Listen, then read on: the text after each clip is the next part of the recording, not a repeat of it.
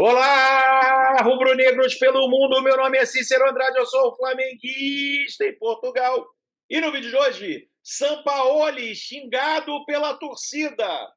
4 reforços pedidos por Sampa. Vidal larga o aço em torcida. E rival de olho em Everton Ribeiro. Roda a vinheta. Flamengo! Se você chegou agora nesse vídeo, curta, compartilhe e divida com seus amigos. Não deixe, por favor, de se inscrever no canal. Se inscreva no canal Flamenguista em Portugal. A sua inscrição é muito importante. O canal Flamenguista em Portugal é um canal português e é um canal português que fala sobre o Mengão. Já é o maior canal independente de clubes de Portugal, não é do Sporting, não é do Porto, não é do Benfica, é o canal Flamenguista em Portugal. Para o Flamengo se tornar ainda mais relevante no futebol português e no YouTube português, é muito importante que você se inscreva no canal e acione o sininho para receber notificações sobre os vídeos diários que fazemos sobre o Mengão, suas repercussões aqui em Portugal, na Europa de uma forma geral. Notícias vindas da Europa referente ao Flamengo, você sabe primeiro e com mais profundidade aqui no canal Flamenguista em Portugal. Vamos lá, galera, muita coisa para a gente falar no vídeo de hoje. O Mengão outra vez vacilou. Sampaoli outra vez vacilou, escalou mal, escalou o time com 3 volantes no início do jogo, poderia ter colocado um time mais ofensivo, esqueceu totalmente os garotos do Flamengo, Vitor Hugo, Matheus França, Matheus Gonçalves, o próprio centroavante André, totalmente esquecidos, não utilizados.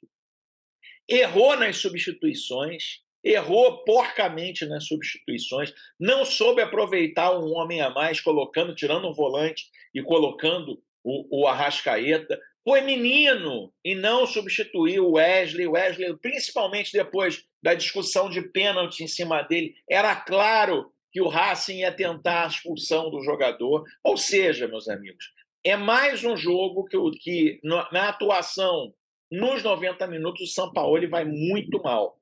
Muito mal. O Flamengo poderia ter saído de lá com uma vitória tranquila, né? Se fosse mais corajoso. O time se comportou de uma forma meio medrosa. Fez 1-0, quis administrar o jogo de uma forma vexatória. Foi penalizado ali com um golaço de falta. E o Santos realmente, eu tenho que admitir, meus amigos, o Santos não é um goleiro de grande defesa. Se você precisar do Santos, realmente, o Santos faz as defesas, teoricamente, que são para ser feitas. Agora, milagre, né? Você não vai conseguir do Santos. Então, ali faltou um goleirão também, né? Um goleiro que a gente possa admirar bastante. O Santos, infelizmente, na bola que foi no gol, praticamente ele tomou o gol, né? Fora aquela bola na trave, com a vacilada do Fabrício Júnior. O Flamengo tem que melhorar muito. Foi o pior jogo do Sampaoli nos 5 jogos. Mesmo o Flamengo tendo perdido para o Botafogo e para o Inter, esse foi o pior. A atitude do Flamengo foi muito ruim, né? As substituições do Sampaoli foi muito ruim. Botar a Arrascaeta, botar o Bruno Henrique nesse jogo, num jogo decisivo como esse, o cara ainda precisa recuperar a forma. Ou seja, nota 0 para o Sampaoli nesse jogo. E a gente vai falar mais do jogo também, né? Mas, meus amigos, olhando as notícias aí para dividir com vocês, é o seguinte, né? O ano vai chegando ao seu meio, muitos jogadores já podem assinar um pré-contrato com outros clubes, e aí um jogador importantíssimo no elenco do Flamengo começa a ser ambicionado por outros clubes, já que o Flamengo não se posiciona sobre a renovação. E esse jogador é o Everton Ribeiro, meus amigos. É isso mesmo. O Corinthians começa a crescer o olho em cima do Everton Ribeiro, né? E aí, meus caros, o que acontece é que o Jorge Nicola acaba dizendo que o Flamengo pode usar a mesma estratégia usada com Diego Alves e Diego Ribas nas últimas temporadas, ou seja, oferecer mais um ano de contrato. Contudo, o Corinthians já abre o olho para poder ter Everton Ribeiro no elenco. Ou seja, o Corinthians já abre o olho aí numa vacilada do Flamengo em relação aos seus jogadores, né? Tem muitos jogadores aí com o contrato vencendo, o próprio Vidal, Everton Ribeiro, o Davi Luiz depende do número de jogos, o próprio Bruno Henrique, ou seja, existem alguns jogadores que podem ficar livres no mercado e sair totalmente de graça, assim como foi feito com o Rodinei, né? O Rodinei, o Flamengo decidiu não renovar e aí acabou perdendo o Rodinei para o clube grego. Eu quero saber de você, meu amigo. Você gostaria da renovação do Everton Ribeiro com o manto sagrado rubro-negro? Escreva aqui nos comentários, a sua participação é muito importante. Eu vou dar minha opinião. É óbvio, na minha visão, que eu renovaria com o Everton Ribeiro. O Everton Ribeiro é um jogador clássico, um jogador que, apesar de ontem não ter feito uma boa partida, né, mas contra o Botafogo, por exemplo, fez uma belíssima partida quando entrou. É um jogador que pode ser muito útil ao Flamengo ainda, é um jogador raríssimo, uma qualidade raríssima, aquele jogador pifador que coloca os centroavantes na cara do gol. Então, meus caros, sinceramente, eu não perderia o Everton Ribeiro de forma nenhuma. Outros jogadores como Vidal, como Davi Luiz, né, enfim, e outros nomes eu deixaria sair. O Everton Ribeiro não, eu renovaria por mais um tempo. Mas eu quero saber a sua opinião também. Meus amigos, e ontem o Arturo Vidal, que eu acabei de citar agora, abriu o verbo e foi contra a torcida. Mas não foi contra a torcida do Flamengo, não, foi contra a torcida do PSG.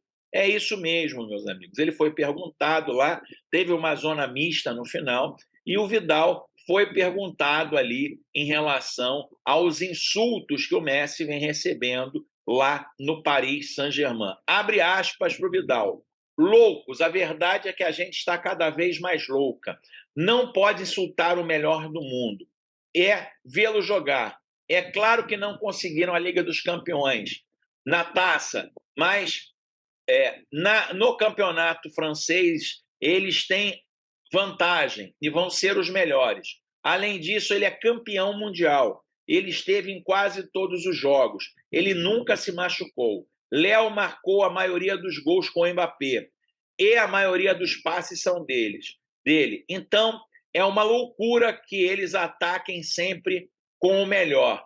Mas isso é o futebol, isso é o povo, disse Vidal à ESPN Argentina, né? Isso aí é a matéria do jornal Olé, um grande destaque para isso, né? O Arturo Vidal, que é uma estrela do futebol sul-americano, não tem demonstrado dentro de campo, mas é uma estrela, é um nome icônico do futebol sul-americano. Para os argentinos lá, foi muito interessante ali ver o Arturo Vidal defendendo, de certa forma, o grande deus argentino Lionel Messi, né? Enfim, então foi uma coisa que chamou a atenção. Depois desse jogo, meus amigos, o Flamengo acaba vendo aí que precisa realmente de reforços, né? O Sampaoli nos microfones não declarou abertamente, mas o Sampaoli vem pedindo 4 reforços em 4 posições.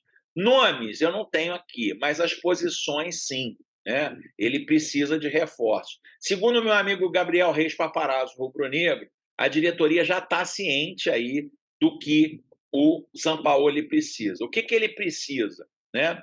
Um volante completo box to box, um volante que ele possa aí contar realmente, né? O Pulgar entrou, eu nem gosto do Pulgar como jogador, mas ele entrou bem. O Flamengo precisa de mais um volante, mais um meio-campista. 2 laterais, um direito e um esquerdo, né? Ontem, uma das desculpas do Sampaoli não ter tirado o Wesley, não tinha outro lateral no banco. Se bem que ele tem usado o Fabrício Bruno como lateral também, ele poderia colocar o Pablo ali, por exemplo, junto com o Léo Pereira, né, fechando a zaga e o Fabrício Bruno na lateral. Ele não fez. Além disso, um atacante pela direita. Acho que mesmo gostando muito do Marinho, São Paulo já viu que não dá. Então, assim, um atacante pela direita. Na esquerda, a gente tem o Bruno Henrique, que ainda vai recuperar a melhor forma, e o Cebolinha, que aos poucos também o São Paulo começa a observar que não tem toda essa qualidade também.